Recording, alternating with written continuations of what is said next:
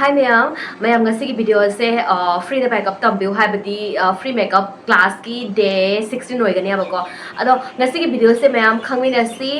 contour na karino bronzer na karino ko ma'am confuse oibibra amukna sum contour sinai amukna sum bronzer sinai bronzer sina karino contour sina karino moini thabak se karino ani se chakma dabra ma'am karamba matam dai khona bronzer sina gani karamba matam dai khona contour sina gani karamaina khangani contour na karamba no bronzer na karamba no yamna confusion oidra ne ko adugido mayam ngasigi video sida mayam gi confusion mayam do loina clear tawjage aina ngamba mongda mayam da gyan ta hanba ngamna ba I share tawjarage ba adudi video se phasana khangning ba taradi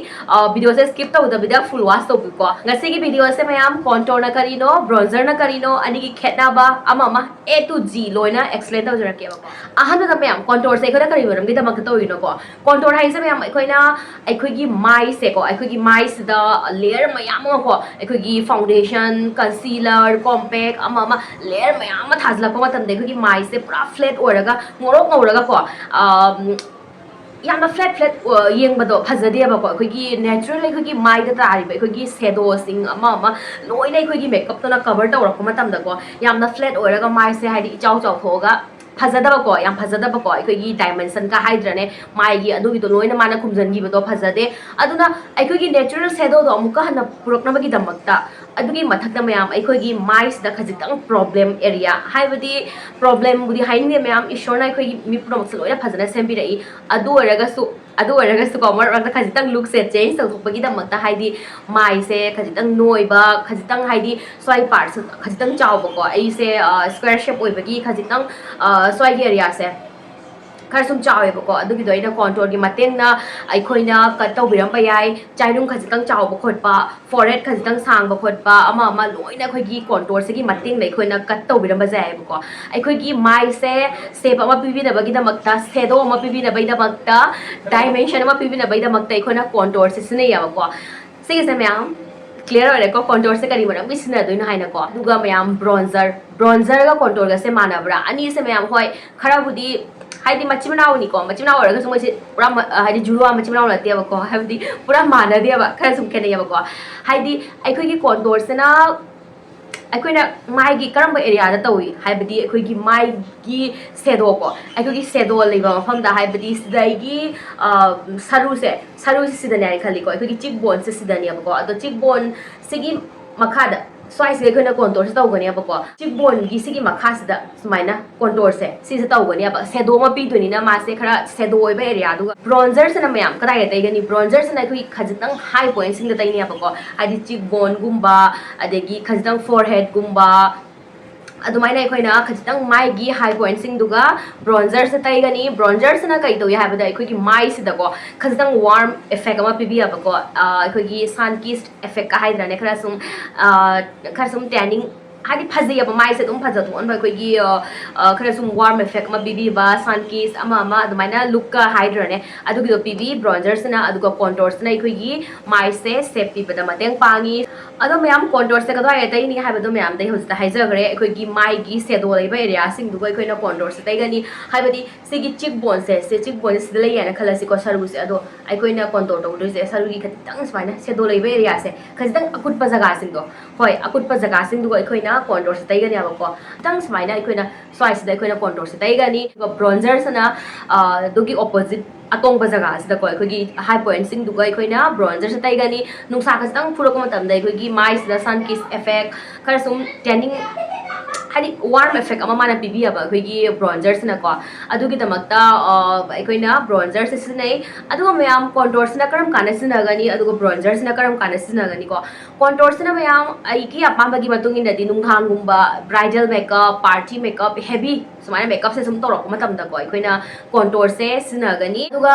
daytime gumba makeup yam light oina sum ngakak sum koi ba chapa ama adung matam da aikoina bronzer se sina gani aigi ondi do na hena pame ba ko aduga mayam hoji khangmina si contour sina kra maina khangani sina contour ni sina bronzer ni kra maina khangani ko si is ilai ko mayam dai sum example ka loira ujara ke ba ko ai gonda sigi hoji Swiss beauty palette se si lai ya ba ko sigi manung sida color ani kha yawe ko mayam ado color ani se manavra color se mana bra mana de ko amana khajitang gray tone changbra seasona khajitang gray tone changi aduga seasona khajitang brown orangey adumai to yeba ko khajitang orange tone changi yeba ko ado khajitang gray changbase khajitang gray di khajitang taira ko khagi dark di shadow ma pi duine ba ko aduna gray changbase akoi color da gray changbasana khoina contour do oidoi aduga orange sangba khajang warm effect pibi base season ai khoi gi bronzer oi dune ba ko I hope this is clear oi biramani matha ta sum thon jaram ma ba ko khajitang ai khoi gi bronzer se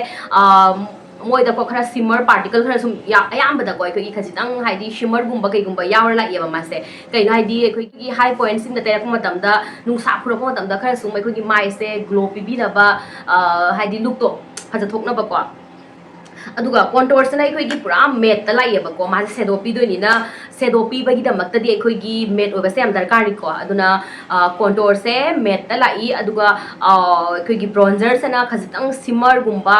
haidi shimmery khajitang oiba khotpa ama adumai tawna lai yeba ko I hope this is clear oi biramani khajitang ya dai tai ro jara kya ba ko ani se kamai to ga ba do this is contour ni ko ubra me so ubra slay ro ko contour se khajitang gray changbra aduga sidana bronzer mana de ko khajitang khenai ko ado camera se ga sum khara sum mana na ure but real da sis de khara khenai ba ko bronzer sina khajitang orangey changi aduga contour sina khajitang gray changi ba ko ado kram brand gi phaba khotpa sum khara sum affordable da khara sum atang pa magana khara sum atang ba da maya lining board ga di ai mathak da tag taw jarama ge ba ko ai gi video na sum tag product kana tholok pa do adu gi duga tik taw raga ko hai di lining board ga su duga changa ga sum loi bi ba ya gani description box se sum check taw view adu da tag product hai leram gani ba ko adu ga changa ga direct dum tholakani ba ko adu dei sum buy to ba ya gani I hope maya ngase gi video se maya da kana biram na khanjai aduga contour na karino bronzer na karino karam kana sina ni kara maina haidi khanga ni khot kani loi prama ko confusion me am do clear oi biram ngai khanje kai gumba doubt lei ba khot pa ma oraga di soi dar ba ki comment ta ibiramo I reply sum to jara ke ba ko ngase ke video se me am matang se dasmulo chanjara ye mathang ki video da mu unarasi bye bye